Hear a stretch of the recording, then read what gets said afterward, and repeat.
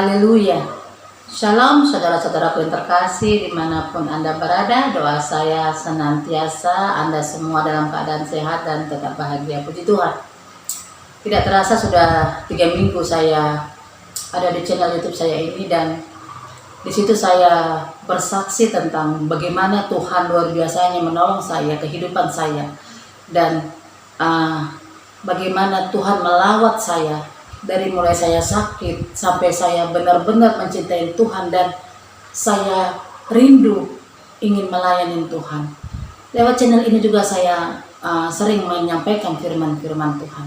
Tetapi beberapa hari yang lalu sempat saya ingin berhenti di channel ini karena ada satu hal yang membuat saya lemah, dan saya sempat bertanya kepada Tuhan, Tuhan, apakah saya lanjut atau saya stop?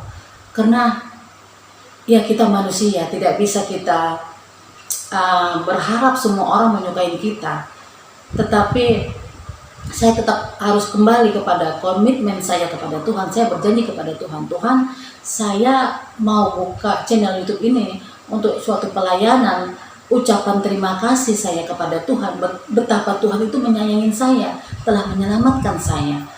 Dan kemarin itu saya merasa Tuhan ingatkan saya lewat perempuan Samaria. Bagaimana kita ketahui perempuan Samaria itu yang mungkin tidak layak di hadapan Tuhan. Dia tidak punya suami, tetapi dia hidup dengan 5 lelaki.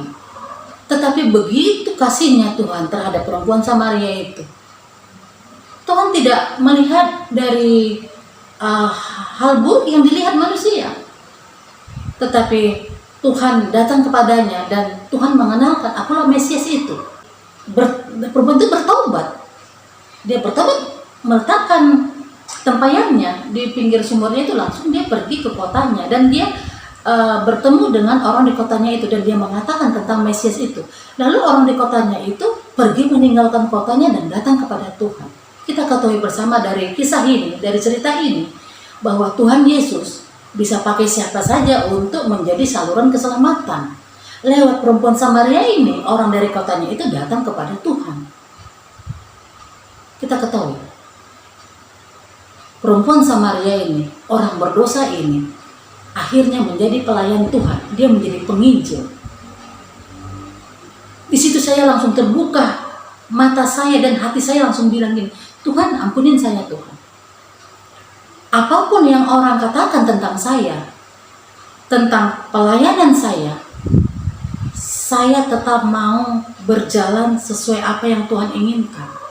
Karena lewat channel ini juga, itu atas izin Tuhan. Dan akhirnya saya kembali dan saya akan terus sampaikan kesaksian saya. Bahkan saya akan terus sampaikan firman-firman Tuhan, sekalipun tidak ada yang menyukai saya.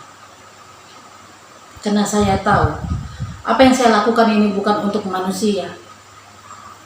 Apa yang saya lakukan ini semuanya hanya untuk Tuhan. Bibir saya rindu, bibir saya itu hanya untuk memuliakan Tuhan. Saya ingin selalu memuji Tuhan. Saya katakan kepada Tuhan, Tuhan, saya belum bisa kemana-mana, tetapi lewat channel ini, saya rindu Tuhan. Banyak jiwa-jiwa yang datang kepada Tuhan, baik orang Kristen sendiri maupun orang di luar dari orang Kristen. Bahkan sekalipun orang Kristen tetapi yang belum dekat dengan Tuhan, kita ketahui banyak hanya menyandang agama, hanya memiliki agama sesuai dengan KTP-nya, tetapi tidak menjadi pelaku firman itu. Dan saya diingatkan lagi, siapa saja bisa Tuhan pakai untuk menjadi saluran keselamatan, asalkan dia sudah mengalami perjumpaan dengan Tuhan secara pribadi dan dia bertobat.